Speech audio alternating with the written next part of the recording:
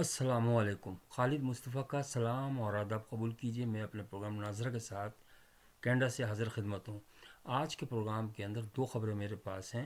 Number एक, KP के वज़ीर आला का बयान है कि अगर हुकूमत पाकिस्तान से अफ़गानी जो है वो नेशनलिटी मांग रहे हैं तो उनको नेशनलिटी दे देनी चाहिए पाकिस्तानी गवर्नमेंट को। और दूसरा कल का बयान है शहबाज शरीफ साहब का कि वो ये कह रहे हैं कि जो इस इंसानी स्मगलर हैं जो पाकिस्तान के लिए बदनामी का बाहिस बन रहे हैं। तो मैं इन दोनों ख़बरों को कवर करने की कोशिश करूँगा। मेरे प्रोग्राम के साथ जुड़े रहिए। सबसे पहले तो मैं अर्ज़ करूँ कि जो के पी के जो वज़ीरान हैं मुझे पढ़े लिखे नहीं लगते, बिल्कुल जाहिल आदमी लगते हैं। इनको ना तो कुछ पता है, सियासत का पता है, और हाँ इनको औरतबाजी का तो पता होगा, इनको रिश्वत लेने का तो पता होगा, बाकी काम तो सारे जानते हैं, ये बड़े एक्सपर्ट हैं ये इस मामले में। मैं कभी कभी लेकिन अफसोस इस बात पे नहीं होता कि वो इस किस्म के आदमी आ गए। अफसोस इस बात पे होता है कि इसके पीछे कौन था जो सेलेक्ट किया जिसने। आप ये मत कहिएगा कि भाई वो थे जो जनरल थे बाजवा साहब। हर बात में तो ये नहीं हो सकता, चल सकता आपकी बात। ये थे इमरान खान साहब का जहनीत, और उसके पीछे थी बुशरा बीबी। अभी तो बात क्लियर हो चुकी है ना कि उनका ना कोई IQ है ना कुछ है। अब ये सोचिए कि पूरी दुनिया के अंदर नाजायज़ जो इलीगल इमिग्रेंट्स हैं उनको निकाला जा रहा है, बल्कि यहाँ तक कि अमेरिका के अंदर जो लीगल ग्रीन कार्ड होल्डर्स हैं उनको भी निकाला जा रहा है। वो क्यों निकाला जा रहा है? कि क्राइम करते हैं। और दूसरा ये है कि बोझ हैं, दूसरे मुल्कों पे बोझ हैं, तो उनको निकाला जा रहा है। और आप अब गैर ज़रूरी बोझ अपने मुल्क, भाई ये मुल्क जो पाकिस्तान मुल्क है, जो पाकिस्तानी उनके लिए जो पाकिस्तान में रहते हैं, ये बाहर के लोगों का कोई हमें इतनी हमदर्दी नहीं होनी चाहिए।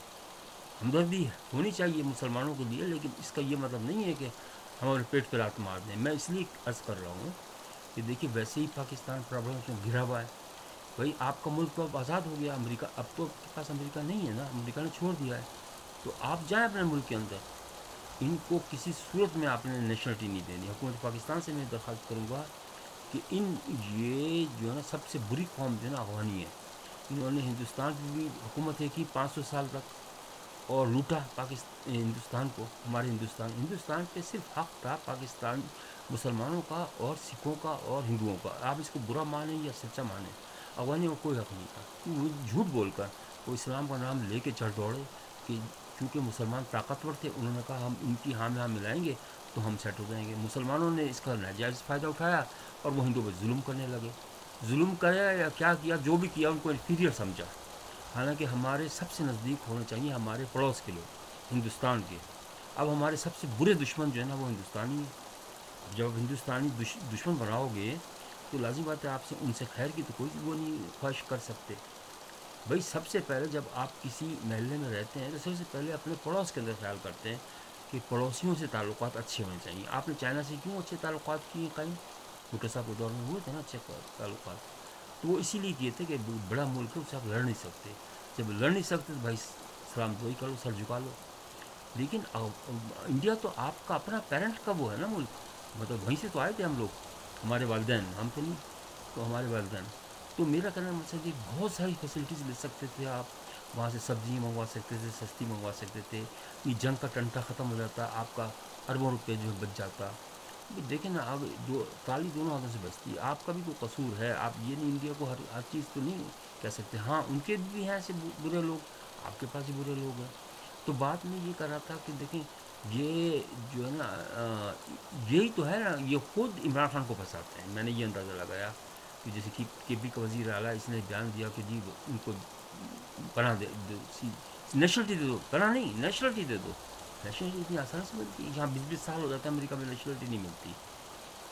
और आप ऐसे कह रहे हैं, मैं तो हैरान हूँ कि इनकी IQ लेवल क्या है। दूसरा मौजू जो है वो मेरा ये है कि जैसे शहबाज शरीफ साहब ने कहा कि इंसानी स्मगलर जो है ना पाकिस्तान को बदनाम करने के वो करते हैं। तो आप अर्ज़ मेरी अर्ज़ ये है कि यार शर्म से डूब नहीं मारना चाहिए इसे वज़ीर आज़म को। ये इस्तीफ़ा क्यों नहीं देते? इसको फोर्सली इस्तीफ़ा ले लें इनसे। इसलिए कि उनको ये पता नहीं है कि नाक के नीचे सारा कुछ हो रहा है। आप चले जाएँ किसी पासपोर्ट ऑफिस में, किसी सरहदी चौकी पर जहाँ से ये जाते हैं लोग बाहर, افغانستان جاتے ہیں یا انڈیا جاتے ہیں، دیکھ لیں آپ کیا ہو رہا ہے، رشوت کے بغیر کام ہی نہیں چلتا. آپ اسلام کا نام لیتے ہیں لیکن اسلام کا بدقسمتی سے کوئی کام بھی نہیں ہو رہا اسلام کے متعلق. تو ان کو روکیں گے تو پاکستان بچ جائے گا، اور نہیں روکیں گے تو اللہ رحم کرے. میں برے الفاظ نہیں بولنا چاہتا.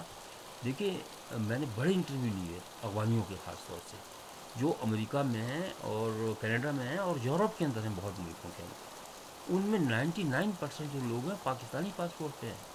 یہ ان کو شاید پاکستانی کو پتہ ہوگا.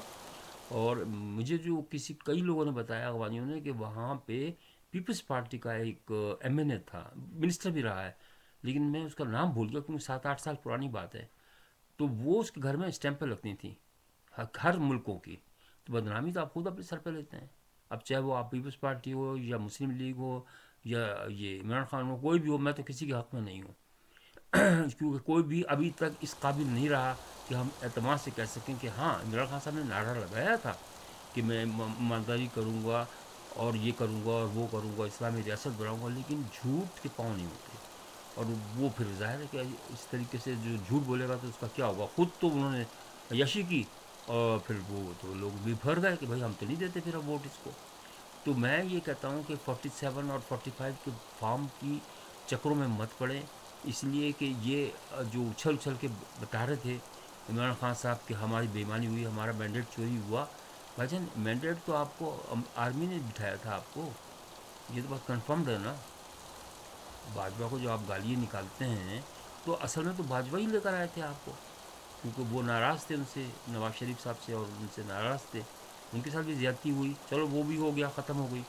لیکن اب جب چلو 4 سال ہو گئے تھے یار، تو نکل جاتے بھائی. اگر آپ کو لوگ نہیں پسند کر رہے یا حکومت نہیں، جو بھی اہل اقتدار ہیں جو وہ نہیں پسند کر رہے، تو آپ چلے جائیں وہاں سے، کیونکہ آپ کو آرمی نے بٹھایا، آرمی نکالنا چاہتی ہے نکل جائیں خاموشی سے، پھر آپ اپنی اسٹرینتھ پکڑیں اور پھر آ جائیں.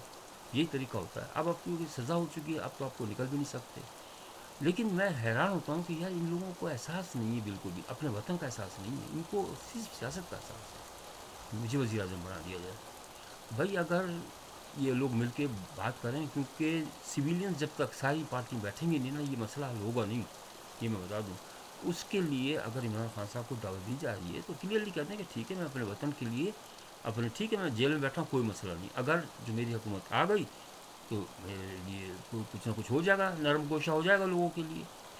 تو یہ سوچنا چاہیے کہ فی الحال وہ اب وہ کہتے ہیں کہ نہیں پہلے مجھے نکالو، مجھے معاف کرواؤ اور پھر مجھے وزیر اعظم بناؤ، پھر میں معاف کروں گا. یار یہ بیوقوفانہ بات نہیں ہے.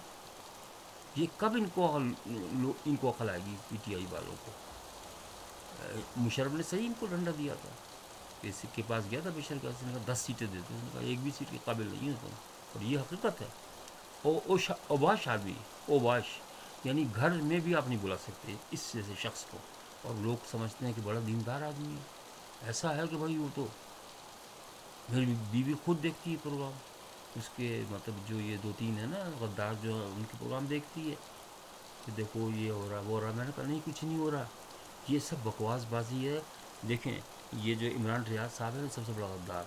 دوسرے نمبر پہ جاوید آفتاب، جاوید اقبال، وہ غدار. اور تیسرا ڈاکٹر جو بیٹھا ہوا وہاں پہ امریکہ کے اندر، وہ غدار. یہ تینوں غدار آپ دیکھ لیں اپنے صرف پیسے کی لالچ سے. اب مجھے بتائیے، میں ون بائی ون کرتا ہوں. یہ جو یہ ہے عمران ریاض خان، اس نے اپنے باپ کا نام چینج کر دیا. میں نے سنا تھا کہ بھائی اپنے باپ کا نام بھی چینج کر سکتے ہیں. عمران خان کو اپنے باپ کا تصور کر لیا نا اس نے. ریاض اس کے باپ کا نام ہے اور ریاض کو نکال دیا اور کہتا ہے عمران خان ہے میرا نام، صرف پیسے کی لالچ میں. اور اس طرح کرتا ہے، اس طرح بولتا ہے جیسے یہ ڈائریکٹ جو ہے نا اس سے قابل ہے حافظ صاحب سے، chief of the army staff سے. تم کہاں جاہل آدمی.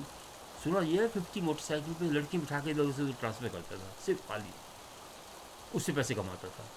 بھائی میں استغفر اللہ میں معافی چاہتا ہوں جو میں نے سنا ہے. لیکن یہ ہے کہ بھائی اتنی بڑی باتیں اچھل اچھل کے نہ کرو کہ اس نے حافظ نے یہ کر دیا، اس نے یہ کر دیا. بھائی اگر آپ بدنام کریں گے نا اپنی آرمی کو تو دشمن تو خوش ہوگا. اسی طریقے سے جاوید اقبال صاحب نے اربوں روپے کمایا، حالانکہ کیا تھے وہ یار مجھے بتاؤ نا. Fraud, total fraud. بٹ کا بیان تھا کہ میری تنخواہ لے گیا کئی لاکھ روپے لے گیا وہ. تو یہ میں کہہ رہا تھا کہ اور وہ ڈاکٹر جو ہے وہ، لیکن پھر میں وہی کہتا ہوں عمران خان صاحب کی پسند کی میں واقعی داد دیتا ہوں کہ بھائی یار انہوں نے ایسے چن چن کے رکھے ہیں آدمی. وہ اس کا تھا سیالکوٹ کا گنڈا، وہ آپ دیکھ لیں ایک ایک چیز. کیا میں کس کی تعریف کروں؟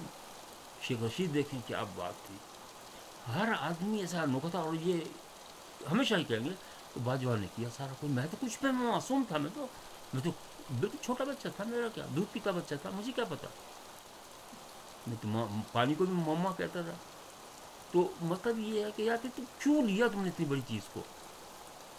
اب میں یہ کہتا ہوں کہ دیکھیں حافظ صاحب آپ پہ بڑی ذمہ داری بنتی ہے، میں یہ نہیں کہہ رہا، لیکن دیکھیے واڈا صاحب بالکل بہترین آئیڈیل آدمی ہے، سچی بتا رہا ہوں. اس لیے کہ دو تین آدمی جیسے آپ کو شاہد خاقان عباسی صاحب ہیں، مصطفیٰ کھوکھر صاحب ہیں، یہ سنسر لوگ ہیں. ان سے ڈسکس کریں کہ کوئی حل نکالا جائے کہ عبوری حکومت بنائی جائے اور ان کو فارغ کیا جائے. لوگ نہیں ہیں خوش ان سے. اور اس سے یہ تو چپ چاپ بیٹھے ہیں. بدنام ہو رہی تو آدمی بدنام ہو رہی، ہمارا خود تو لگا ہوا ہے. اس چیز کو سمجھنے کی کوشش کرے، خدا سمجھنے کی کوشش کرے کہ ان کو اگر آپ نے ذمہ داری لی ہے تو ان کو گورنمنٹ کو ڈسالو کروا دے سب کو. ایسے صدر کا کیا فائدہ، مجھے بتائیں نا. تو میرا یہ کہنے کا مقصد یہ کہ فریش الیکشن کروائیں، یا چلو عبوری حکومت لے آئیں اس کے بعد الیکشن کروا دیں. اللہ اللہ خیر صلی اللہ. کسی کو برا لگا تو میں معافی چاہتا ہوں، لیکن یہ حقیقت ہے. میں کیونکہ محب وطن ہوں، اپنے پاکستان کو دیکھنا چاہتا ہوں طاقتور، اور اس کے لیے اپنی جان بھی کا نذرانہ بھی دے سکتا ہوں. کوئی مسئلہ نہیں ہے. اپنا خیال رکھیے گا. آج کے لیے اتنا ہی کافی ہے.